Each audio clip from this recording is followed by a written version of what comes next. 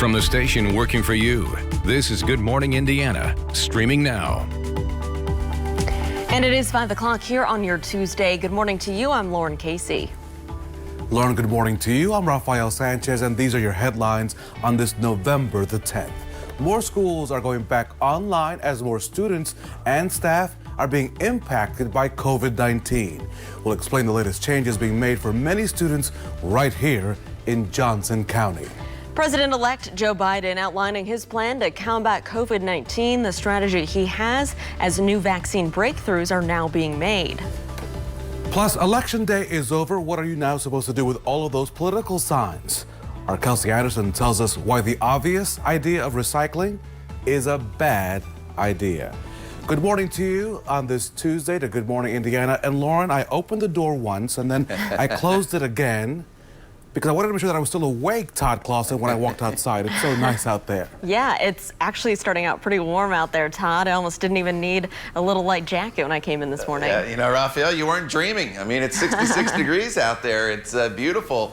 This morning with that warm start, we're going to turn it into a nice warm finish as well. In fact, potentially another record high temperature for the day today. The skies this morning are partly cloudy, and here are those temperatures. 65 degrees in Indy right now, down 1 degree from the last hour, but 64 in Bloomington as well as Lafayette. The wind is starting to pick up a little bit and will continue to pick up as we work our way throughout the day as the cold front starts to approach. You see the clouds in place here across parts of the area, and there's definitely more clouds around today. You kind of noticed them come in yesterday afternoon and evening hours, but there is a little bit of a break here in Illinois, but the overall trend will be for this cold front to start to head in our direction as we work our way throughout the day today. The daytime hours today should be dry. Get outside, enjoy the warmth. We're going up to about 75, 76 degrees. 75 is the record, so we could potentially hit the record 3 days in a row. But once we get past sunset, that's when the showers and storms will start to develop across the area. We'll talk more about those for you coming up in Maine weather in just a couple minutes. All right, Todd, thanks so much. Let's take a look at traffic as you're heading out the door early this morning. This is I-70 near Ronald Reagan Parkway near the airport ramp system, and you can see here that traffic is still pretty quiet this morning.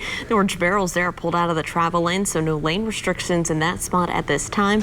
We'll continue to keep a close eye on your roads throughout your Tuesday. Rafael? So, Lauren, for the 5th straight day, the state has reported more than 4,000 new COVID-19 cases. Here are the numbers as we know them this morning. The State Department of Health confirming 4,213 new cases on Monday alone. That brings the state's total number of cases to more than 214,000. 34 new deaths were also reported. More than 4,400 Hoosiers have now died from the virus since this pandemic began. Hospitalizations have also reached a new high with nearly 2,200 patients statewide. Well, Center Grove is the latest school district to make changes because of the spike in COVID-19 cases. The middle and high school is off today, and they're transitioning to a blended model through Thanksgiving break. Center Grove reports 7 new cases of the virus this past weekend and 6 more yesterday. More than 80 high school and middle school students are being told to quarantine as a result of those cases. Students will now have e-learning on Wednesday, and they're beginning the blended model Thursday. That's where students will attend school 2 days a week and have remote learning the other 3. Currently, there are no changes planned for the elementary schools. Also in Johnson County, Greenwood Middle School and high school students have also been moved to a hybrid learning schedule. Elementary students are not affected, and they'll still remain in class 5 days a week. Franklin Community Schools are moving to phase 2 of their hybrid schedule for the middle and high school students.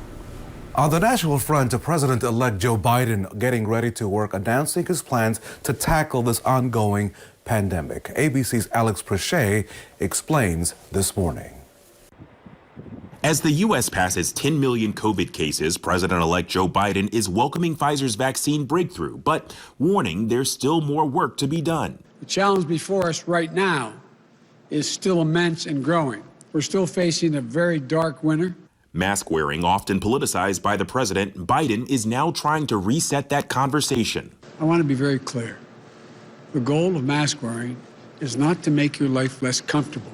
It's to give something back to all of us, a normal life. Monday, he was briefed by his new coronavirus task force. Biden planning to ramp up testing, contact tracing, get more PPE for healthcare workers, and assess the racial disparities with the virus. Today, Biden's expected to talk about his plans for healthcare. as the Supreme Court hears another challenge to the Affordable Care Act this morning. Meanwhile, the White House had its own COVID briefing led by Vice President Mike Pence for the first time in nearly 3 weeks. President Trump, while active on Twitter, still largely out of sight since Biden's victory speech and still refusing to concede. This election is not over. Far from it. But President Trump and his team have presented no credible evidence of voter fraud. And overnight, the head of election crimes at the Department of Justice, Richard Pilger, resigning after Attorney General William Barr issued a new policy to U.S. attorneys, telling them to pursue substantial allegations of voting and vote tabulation irregularities. Investigations of voter fraud would typically begin after states certify results, weeks after an election. And right now, the Trump-appointed administrator of the General Services Administration is not recognizing the results of this election. Until that happens, the agency is holding back transition resources for Joe Biden, something his lawyers are now threatening legal action over. Alex Prochet, ABC News, Wilmington, Delaware. So, Lauren, here at home, it is the sign of the times as this political season is now over. And WRTV's own Kelsey Anderson is joining us live this morning with what needs to be done with all those political signs posted across Indiana intersections and front yards. Kelsey, good morning.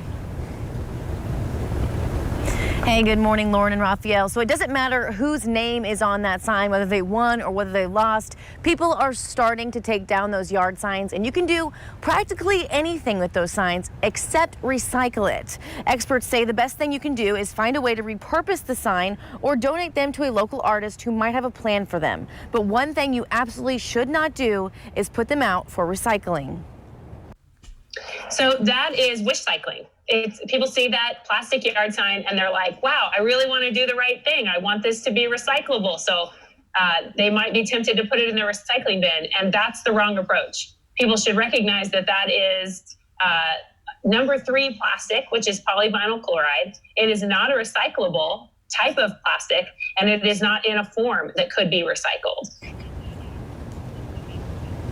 So that was Allison Mitchell with the Indiana Recycling Coalition, and she says recycling things like those yard signs actually does more harm than good and can come back full circle and make things more expensive for you, the consumer. Now, there are a number of artists in this area that are looking for those yard signs. So just before you take it out to the trash or just stuff it in the closet or the garage, if you don't want it anymore, just do a quick Google, call your local artist and see if they have any need for these yard signs. Reporting live, Kelsey Anderson, WRTV. Kelsey, thank you. Changes that aim to ease traffic in a busy area of Hamilton County are now complete. State, county, and city leaders celebrated this completion of the 96th Street Rehabilitation Project with a ribbon-cutting ceremony. It was a multi-phase project that includes a new roundabout at 96th Street and Sargent Road, traffic signal changes, and pedestrian paths on the north and south sides of 96th Street. We were actually even able to expand the scope of this project well beyond just to this roundabout, but all the way back to the interstate to refresh this corridor. And we really believe the southern border in the city of Fishers is going to continue and increase in its vibrancy. Well, the project also included adding travel lanes and pedestrian paths to the Mud Creek Bridge. Hiring Hoosiers keeps you informed of opportunities to help you find work. And this week, WRTV is teaming up with the Indiana Black Expo for a job fair. The virtual Hiring Hoosiers Employment Opportunity Fair is this Thursday. It will run from noon until 4 in the afternoon. Now, multiple companies are taking part in this job fair, including FedEx, First Merchants Bank, the Indianapolis International Airport, Lowe's, and many more. Now, for more information and to sign up, go to our website, hiringhoosiers.com. But at this moment, our Todd Clausen is standing by with another great day. Good morning, TK. Yeah, Raphael, good morning to you. Once again, we're on record watch, potentially the 3rd record high temperature in a row. Where you like to break records this time of year, it's breaking the record highs, right? And that's potentially what we have going on once again this afternoon as the kids head off to school. No issues whatsoever. 64 degrees as the kids come home from school. Look at that, 75 degrees. At that point, it is mostly cloudy, but it is still dry. So you can send the kids outside, have them burn off some energy before dinner. As far as the rest of the evening goes, rain chances will ramp up as we get into the evening hours. There's about a 20% chance of just an isolated shower here throughout the afternoon hours. Nothing really to worry about. I would really focus on 8 p.m. onward for the potential of the rain and thunderstorms to move in. And there could be some gusty winds with some of these storms as they make their way into the area. Here's the cold front. Thankfully, we won't get into the snow, but these showers and storms will head in our direction. We'll time it out for you hour by hour using TrueCast coming up in Maine weather in just a couple minutes. Todd, thank you. Big progress being made on a COVID-19 vaccine. Coming up, the next steps for one company's trial deemed 90% effective. And like many organizations, food banks are making some big adjustments because of the pandemic. We'll show you how they're taking their food donations online. You're watching Good Morning Indiana on this Tuesday morning.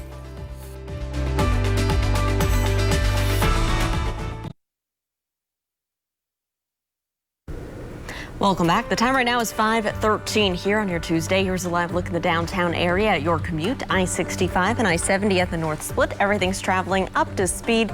No major problems to slow you down at this early hour. Raphael?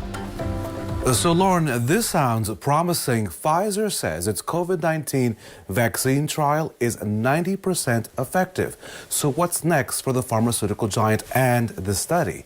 With the new findings, they plan to ask the FDA for emergency use authorization. The vaccine will then be discussed by scientific advisors with the FDA before the agency makes a decision on approval. Now, while Pfizer waits, it will continue to gather data from its vaccine study. Once it's approved, the first people to get vaccinated will undergo some extra safety tracking. That way, the government can watch for any side effects that did not come up during the study. Well, if you didn't get a stimulus check through the CARES Act, you may still be eligible. The IRS says there's about 9 million Americans that have yet to collect the $1,200.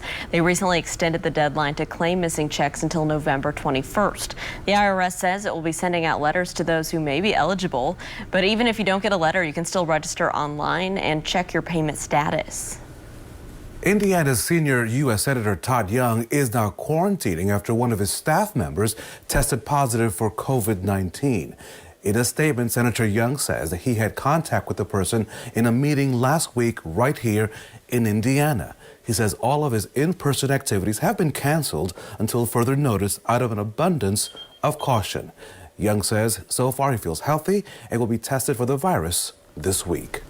Michigan State head basketball coach Tom Izzo is dealing with COVID-19. He says he's feeling fine after receiving 2 positive tests on Monday. But Izzo says that he's not sure how he got the virus because he says he's stuck to the health guidelines. I would say that I've been an advocate of wearing our masks and practicing social distancing.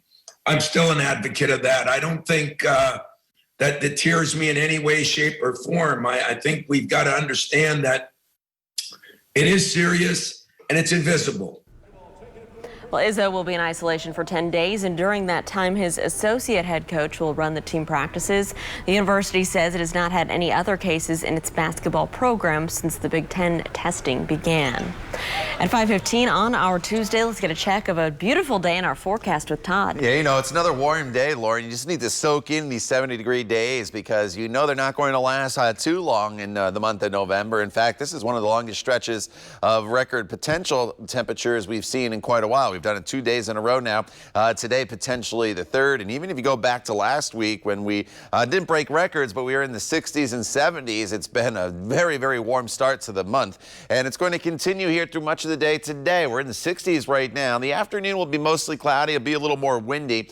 And if you pull up your app on your phone or on the Storm Shield app, it's going to show you rain. Just know that all that rain is not until this evening for the most part. That's when the showers and storms move in. So that's when you'll probably have to take the rain gear. The record high, by the way, today is 75 degrees. And look at this. We're at 65 already in Indy, 64 in Bloomington and Lafayette, 67 is the current temperature in Muncie. Slightly cooler here off to the east with temperatures in the 50s in Richmond, but it's really cold behind me. Look at the sharp contrast in temperature. Chicago near 70 degrees right now. Minneapolis is at 31. And that colder air is going to start to be heading in our direction as we go into the next couple days. Now, we're not going to get into the teens that you see behind me. We're not going to get into the 20s, but our low temperatures will eventually get into the 30s in the coming days. So that's something that's going to be a little bit of a shock to the system. We'll probably be about 30 degrees cooler by the time we get to Thursday morning compared to where we are right now, and that's going to be in the 60s throughout the morning drive. And then notice the temperatures quickly go up to about 70 degrees as we head into the noon hour.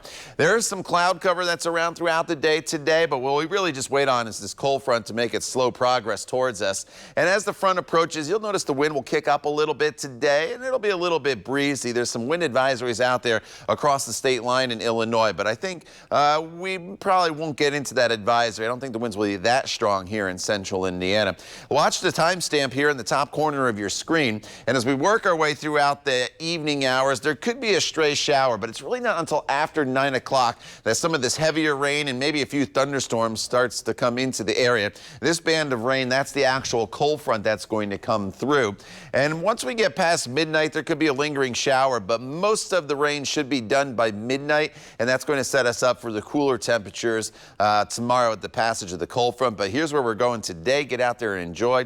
70s all across the board here, potentially again breaking that record high temperature for you. Once we get past today, it's going to be a little bit of a reality shock, but it's seasonable Wednesday through the rest of the week with temperatures in the 50s. And there are those low temperatures, though, starting on Thursday morning, will be in the 30s for the remainder of the week. Lauren. All right, Todd, thank you so much. Let's take a check of traffic right now. Up in Anderson, good morning to you. This is our camera at I-69 near Scatterfield Road. You can see traffic there is traveling smoothly, both northbound and southbound.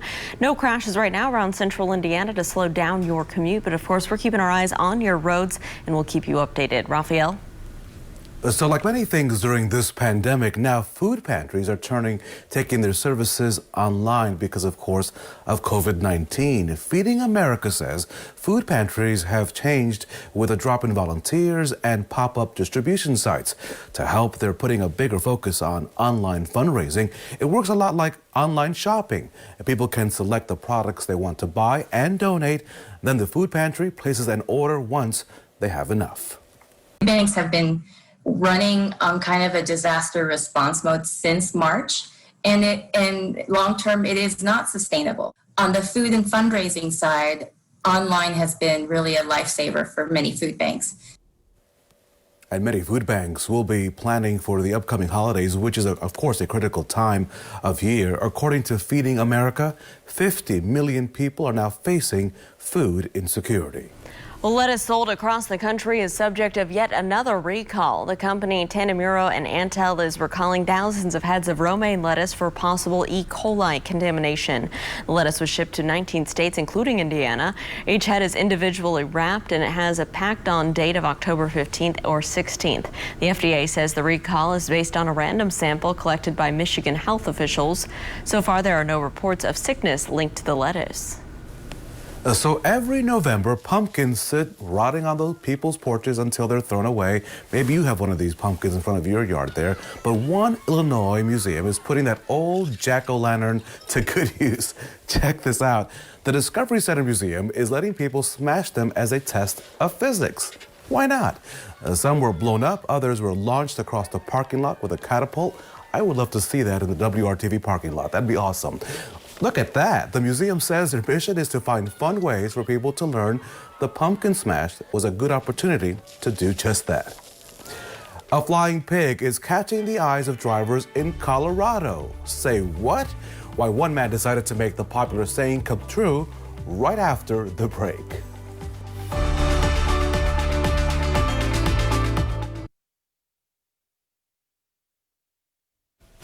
Well, Raphael, so you've probably heard the popular saying, when pigs fly. And while it seems impossible, one man is actually making it happen. So let me take you on I-70 west. We're going to just go really far west, Laura, on this one. In Colorado, Ron DiDonato, he built this creature in hopes of slowing down speeders in his neighborhood.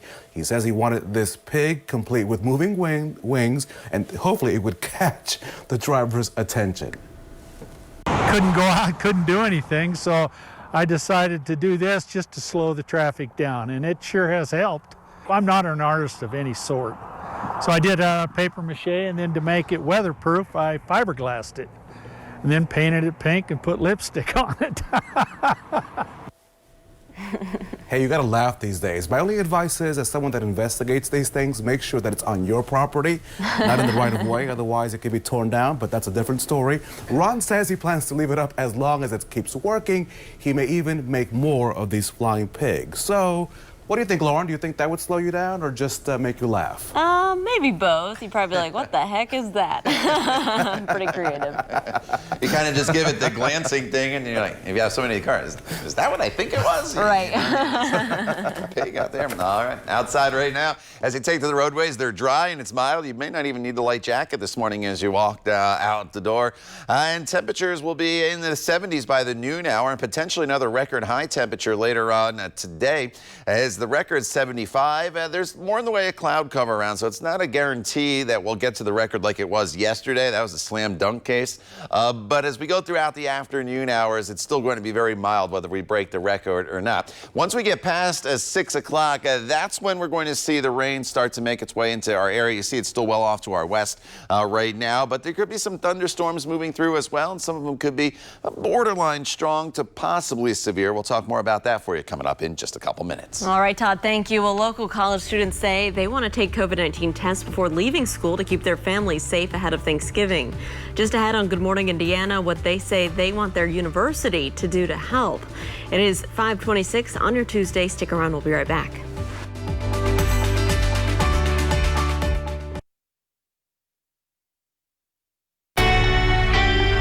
From the station working for you, this is Good Morning Indiana, streaming now. College students across the country getting ready to head home for Thanksgiving and Christmas breaks. This morning, the push to get exit COVID-19 tests so they can keep everyone back at home safe. And Indiana Avenue in downtown Indianapolis was once home to a thriving black business community. This morning, why some fear a proposed project could further erase that area's rich history. And of course, we always have to respect our history, but boy, Lauren, are we currently enjoying our present temperatures. Simply amazing. Yeah, we've been breaking some records here in central Indiana. Todd, tell us more about it. Yeah, you know, the past 2 days, 2 record high temperatures in a row, so that's some history right there. And today, potentially even a third one, and that does not happen very often in November. Every now and then you can break a record high temperature here or there, but to string 3 of them together in a row, very, very rare. So get out and enjoy. Today's the last day of this unseasonably warm weather. What do you need to grab before you go? Some of you may still want a light jacket. We're in the 60s for the most part right now. Sunglasses, there's definitely more in the way of clouds around throughout the day today, but you'll still need the sunglasses at times. I did not highlight the umbrella because you really don't need that until after sunset. So it's not really a necessity for you to carry around throughout the entire day today, unless you're leaving the house this morning and not coming back until, say, after 8 o'clock this evening. Here are those nice mild temperatures. Everybody is in the 60s. Terre Haute, 69 degrees, 65 in Indianapolis. You can see the cooler weather, though, the blue shade there, that is going to be heading in our direction, and that's where the cold front lies, and along that front, rain, snow. We will not get into the snow. You don't have to worry about that, but we will start to see our rain chances increase once we get into the evening hours. Otherwise, partly to mostly cloudy skies. The record high for today is 75. I think we should be at least able to tie that or easily break it if we get into some sunshine here this afternoon. But the rain chances again increase after sunset tonight. More on that for you coming up in just a few minutes. Lauren. All right, Todd, thanks. We're taking a look right now at traffic to our northwest up in Boone County, Whitestown. You can see that traffic here is traveling smoothly. Looks like both northbound and southbound. We do have flashing light off there in the distance in the right shoulder, but other than that, it looks like the lanes are all open right here near State Road 334. We'll continue to keep a close eye on this spot and all around central Indiana for your commute. Raphael? So, Lauren, no signs of improvement involving the number of COVID-19 cases in our state. An additional 4,213 Hoosiers have tested positive for COVID-19. Since the pandemic began, there have been more than 214,000 positive cases in our state. To date, more than 3 million coronavirus tests have been administered across Indiana. According to the State Health Department, of those tests, there is a 7-day unique individual positivity rate of 18.6% and a cumulative rate of 11.8%. State health officials also report an additional 34 Hoosier deaths between November the 1st and November the 8th. The death toll statewide now stands at 4,418 Hoosiers. This month alone, 324 Hoosiers have died with COVID-19. More than 2,200 additional cases of COVID-19 are being reported in Indiana schools. According to the state health department, the majority of cases occurred last week, but some date as far back as September. Of the additional cases, 1,572 are student cases, 319 are teachers, and 380 are staff members. The highest percentage of cases are among those students ages 15 to 19 years old. And by the way, it is not mandatory for schools to report their cases to the state. 424 schools have now reported their COVID data to the state of Indiana. At 5:33, the increasing number of coronavirus cases in our state is causing several central Indiana school districts to make some changes. Today, students at Beech Grove High School will begin e-learning until further notice. No changes to the middle school or elementary schools were noted. All athletic practices and competitions and extracurricular activities for grades K through 12 have also been canceled until further notice. Officials say their decisions will be reviewed at the end of the week. On Monday, 9 student cases were reported at the school district. School officials say contact tracing has been done and those affected are now in quarantine. And then up in Fishers, while no changes to the school day have been made or announced as of yet, the athletics department says winter sports will be family only. This restriction means only an athlete's immediate family members may attend home games. In a tweet, HSC Athletics says that the policy was implemented with 3 goals: to keep athletes, coaches, and families safe so they can keep playing, to allow families a chance to watch as well. And the Fishers Health Department will meet tonight to provide updated guidance on COVID-19 recommendations. In a news release last week, officials said that they were not recommending that schools and businesses close at this time. A school board meeting will be held tomorrow night. Soon, college students will be heading home for the holidays, of course, to enjoy time with their families. At Butler University, students are calling on their school officials to do more to help prevent a possible spike on campus. They're asking for Butler to offer exit COVID-19 testing at the end of the semester. That is currently not required for students, faculty, and staff. I would have loved to have it from the school because it's just so much less work, and I know that like the tests, they'll contact me and it'll all be easy compared to trying to get Walgreens or somewhere else. I have like family members who work in the hospital, and just I think it would be nice to know that you're definitely negative before you go home. A Butler spokesperson says that they are aware of a student petition calling for that exit testing, and the school is increasing student testing through the end of the semester. New this morning, 2 more inmates at the Miami Correctional Facility have died with COVID-19. That's according to the Indiana Department of Correction. To date, 3 inmates have died at this facility. The total death toll from the coronavirus among the inmates and staff members at Indiana prisons now stands at 33. 3 state prison staff members and 30 offenders statewide have died with confirmed or suspected cases of COVID-19. Currently, 555 inmates are in quarantine, while 282 are in isolation with COVID-19. So this is huge news coming from downtown Indianapolis. An experimental treatment from Eli Lilly and Company could soon be available to help people with mild to moderate cases of COVID-19. The FDA has granted emergency use authorization for a drug called bamlanivimab. Lilly says the drug can be used in patients 12 and older who are at risk for progressing to a severe COVID case. It must be given in a hospital or other healthcare setting. The government has already struck a $375 million deal with the Indianapolis-based company for 300,000 doses of that treatment. They plan to have 100,000 vials ready to ship within days. Patients will receive the antibody at no cost. Well, it is a sign of the times as the political season is over. WRTV's own Kelsey Anderson is joining us live, though, this morning with what needs to be done with all of those political signs that are posted in yards and intersections all across Indiana. Kelsey, good morning. Hey, good morning, Lauren. So no matter who's on that sign, win or lose, people are starting to take those yard signs down, whether they be at intersections or in front of people's homes. And you can do basically anything with those signs except recycle them, which could be what you want to do. So experts say the best thing you can do is find a way to repurpose the signs or donate them to a local artist who might have a plan for them. But one thing you absolutely should not do is put them out for recycling.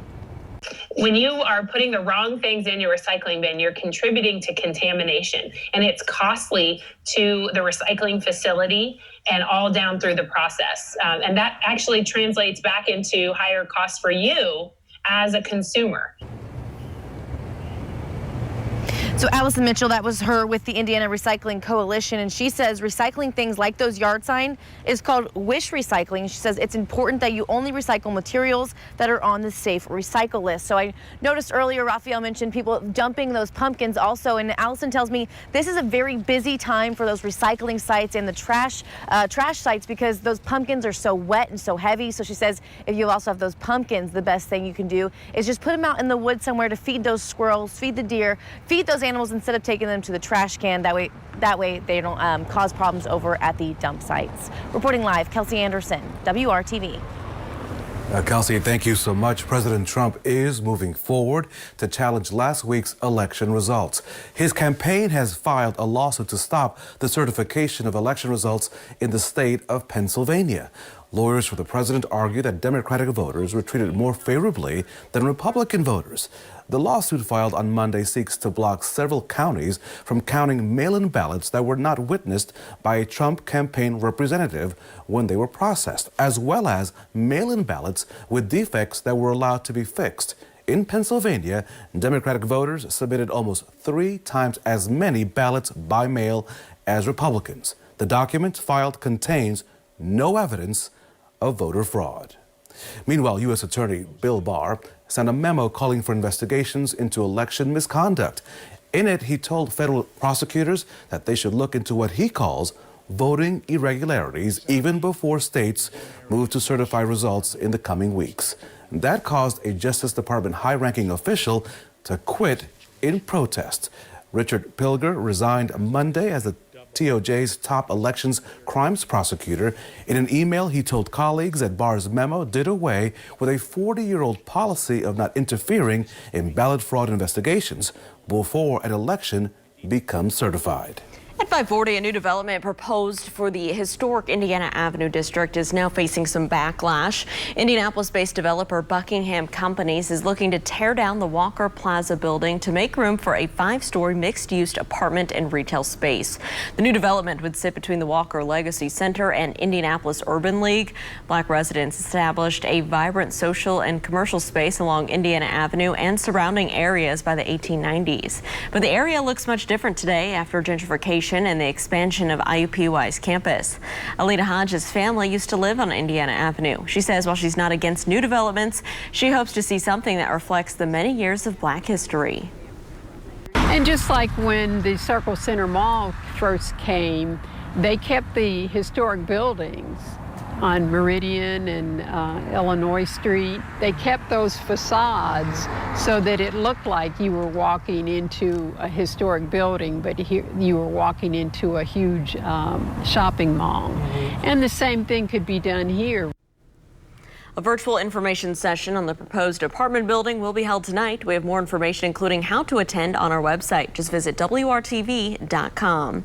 It is 5:41. It's time for a check of a beautiful fall day here across central Indiana, Todd. Yeah, you know, there's several weather headlines to talk about here today, Lauren. The first, probably foremost, is the potential for another record high temperature. Here's where your high temperatures are going later on this afternoon. Everybody's back into the mid to upper 70s across the area. If we get to 75, it will be a record high for Indianapolis, and never in the history of the city of Indianapolis have we had 3 record high temperatures in a row during the month of November. So this is some rare air that we're enjoying. The other headline is going to be the wind. You'll notice it starts to pick up as the day goes on here, as a cold front starts to approach. And as we get into the evening hours, especially here in northern locations, you could see some wind gusts that will be up right around 30 to 40 miles per hour. And then the third weather headline for the day today is With the rain and thunderstorms that'll come in here, that will not arrive, though, until after sunset tonight. We'll talk more about the timeline for the rainfall coming up in just a couple minutes. Todd, thank you. This morning, child care providers say state contractor is putting them in a bind. Straight ahead, WRTV Investigates is looking at what's being done to address their concerns.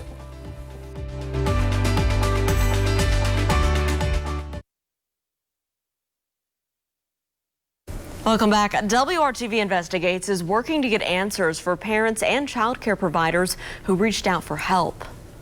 Kara Kenny is working the story. They're raising concerns about a state contractor not answering the phone and not processing some key vouchers. They say the state's child care eligibility contractor, Maximus, has been slow to recertify and process vouchers.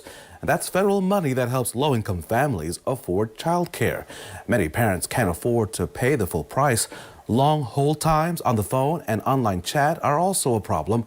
Tots R Us on the east side of Indianapolis has already lost 15 families off their CDCF roster, costing the business about $5,000 a month. And it's like a domino effect. If they can't pay out of pocket, they can't work. If they can't work, they can't feed their kids. So it's a domino effect, and it's very important. And I just feel like, I don't know if Maxima's staff need more training, more staff, so wherever the help is needed, we should get help fast, everybody. Maximus responded to WRTV Investigates, saying, in their words, the combination of the global pandemic and multiple open enrollments to address the child care needs of families post-COVID has resulted in longer than normal wait times. Maximus immediately implemented several improvements to process applications more quickly. We have increased staffing, established new procedures and processes, and introduced digital enhancements designed to help individuals access services in a timely manner. The Virginia-based company has been the state's eligibility contractor since October of last year. They can be paid up to $5.1 million a year, depending on the number of Indiana families they serve. The state's agency, known as FSSA, is asking providers with concerns to reach out to their Office of Early Childhood and Out-of-School Learning. The number to call is 317-232-7112. You can also email carrie.gray@fssa.in.gov. Well, there's a new challenge to millions of Americans' health insurance. The Supreme Court will hear arguments today on the Affordable Care Act, also known as Obamacare. The law's challengers include 18 states led by Texas. They argue that since Congress got rid of the individual mandate, which requires nearly all Americans to get health insurance or pay a tax, the ACA is unconstitutional. The court upheld Obamacare in 2 previous cases, but now there's a conservative majority on the bench after President Trump appointed 3 justices, and that's causing some concerns for some healthcare advocates. If the ACA is repealed, millions of people across the country will lose access to their health care. But not only that, millions of people who have pre-existing conditions will lose protections, which were put in place through the ACA that allows them to not be discriminated against from insurance companies. Well, currently about 20 million people rely on the ACA for health coverage. The Trump administration has not yet revealed a replacement for this law if it's overturned.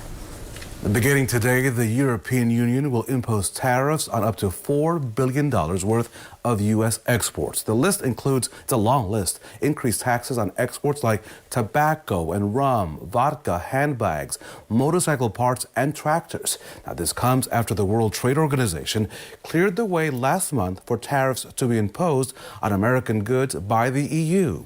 A similar award was made last year in favor of the United States, which resulted in the White House imposing tariffs on European goods, including civil aircraft parts, Parmesan cheese, French wine, and Scottish and Irish whiskeys. On This Morning, a virtual toast. I raised a toast to Todd Clausen for what has been an amazing couple of days in the weather department. Yeah. Cheers, Todd. Cheers. Well, cheers to that, Raphael. Any day. 3 days in a row here, potentially of record-breaking temperatures. That's never happened before in the city of Indianapolis. And even though we didn't break records over the weekend, we were in the 70s then as well with sunshine. And so it's been just an absolutely tremendous stretch of weather here to open the month of November. The record high for today is 75. My forecast today is 76.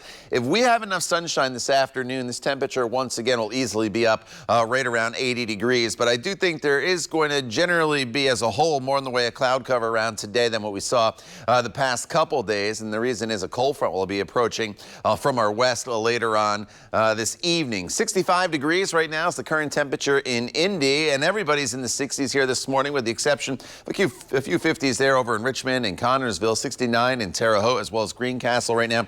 64 is the current temperature in Tipton, but here is the cold air. You easily can find where the cold front is. 65 in Springfield, Kansas City, 47, Lincoln, Nebraska, 32. And we'll get into the 30s here for our overnight lows as we progress throughout the remainder of the week. And in fact, by the time we get to Thursday morning, we're probably looking at temperatures back close to freezing. So there's going to be a little bit of a shock to the system going forward as we're going to be running about 30 degrees cooler. 60s through the morning hours, should be into the low 70s by late morning, and then into the mid 70s for those afternoon high temperatures. As far as rain and you planning out your day, I really don't think you have to worry about a whole lot until this evening, and that's when the cold front is going to come through. I can't rule out the chance of maybe a stray shower that'll develop here throughout the evening hours, but it's probably not until late afternoon, early evening that would even happen. But the better chance of rain, notice here we are at 9:30 in the evening. This little line here is the front, but there'll be some showers and storms out ahead of the front, and a couple of these storms could produce some gusty winds, although I'm not expecting any severe weather. And outside of any storm chance, the wind will kind of pick up as the front approaches as well. So it's a little bit of a breezy day for us. But the good news is by 6 a.m. tomorrow, the rain is out of the area, and that is going to set us up for a nice stretch of weather, albeit a lot cooler here across the area. There are the rain chances throughout the evening hours, especially after, I would say, 8 p.m. Now, tomorrow, the sun shines back, but it's just much cooler with temperatures that will be in the 50s across the area. 56 rather, is our average high temperature for this time of year. And as we go throughout the remainder of the week, you see we stay in the 50s, a little warmer on Sunday up to 62 degrees.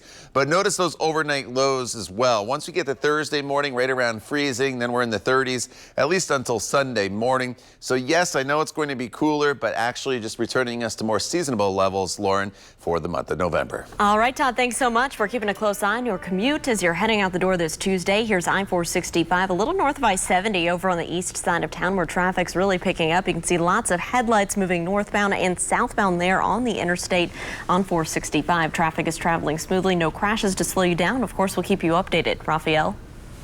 So, Lauren, it's an incredible accomplishment for any climber. After the break, what makes this climb up El Capitan even extra special? The story coming up right here on Good Morning Indiana.